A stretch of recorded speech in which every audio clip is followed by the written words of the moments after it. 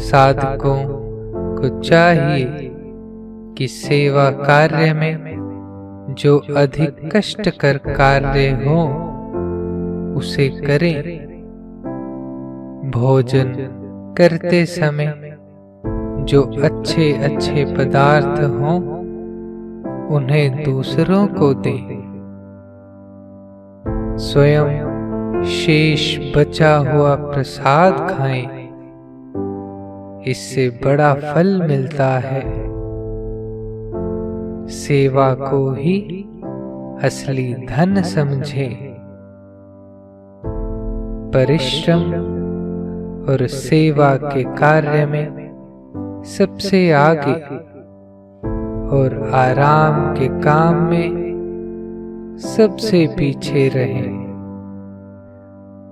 भोजन करते समय भी भगवान के ध्यान में मस्त होकर भोजन करें।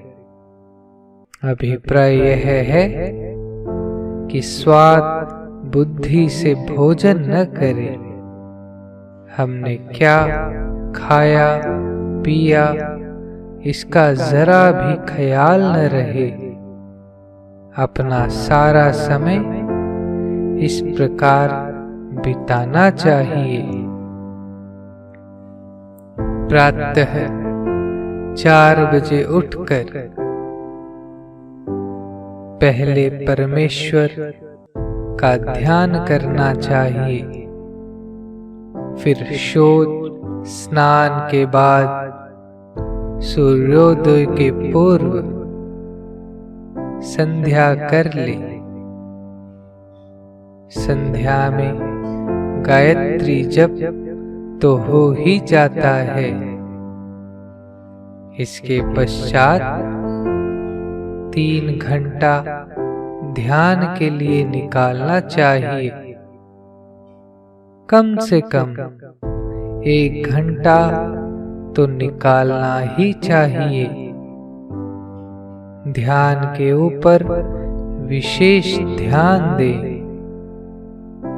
कथा कीर्तन और ध्यान के समय इतना तन्मय हो जाएं कि ध्यान के अतिरिक्त किसी भी बात की जरा भी खबर न रहे। मन ही मन में भगवान आ गए हैं। इस प्रकार का ध्यान करें। ध्यान न लगे तो प्रभु के सामने रोवें, उनसे प्रार्थना करें, मैं आपकी शरण में हूँ। आपके सिवाय मेरा कोई नहीं है, ऐसा विलाप करें। मन को समझाना चाहिए कि प्रभु की बड़ी भारी कृपा है जो उन्होंने मनुष्य शरीर प्रदान किया है।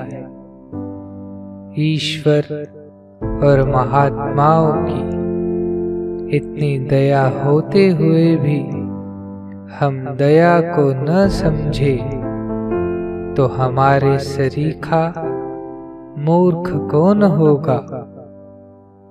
जिस काम के लिए यहाँ आए हैं वह काम शीघ्र ही बना लेना चाहिए। भजन ध्यान के साधन में खूब जोर से लग जाए। उसमें मन को अधिक से अधिक लगा दे। धीरे धीरे साधन करने से कई जन्मों में सिद्धि प्राप्त होती है। जितनी अधिक जोर से कोशिश की जाएगी उतनी ही जल्दी भगवत प्राप्ति हो सकती है। कोशिश करने से 12 मास में भगवान मिल सकते हैं। उससे भी विशेष कोशिश करने से 6 मास में ही भगवान का दर्शन होना संभव है।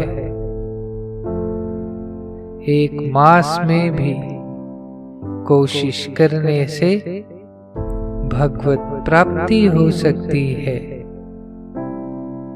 एक मास ही क्यों, एक ही दिन में ही भगवान प्रकट हो सकते हैं।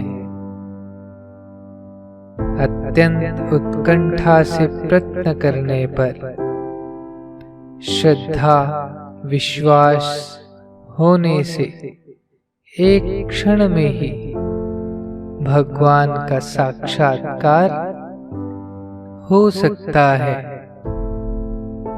जैसे एक आदमी कलकत्ता जा रहा है, यदि वह पैदल जाएगा तो बहुत अधिक समय लग सकता है। घोड़े की सवारी से जाएगा तो उससे कम समय में ही अपने गंतव्य स्थान को पहुंच जाएगा। रेल से जाएगा तो 2 दिन में ही पहुंच जाएगा और वायुयान से थोड़े ही समय में जा सकता है। और योगिक क्रिया से तो वह एक क्षण में ही वहां जा सकता है। मन में खूब विश्वास करके मुक्त हो जाना चाहिए कि भगवान आ जाएंगे, अभी आते ही हैं।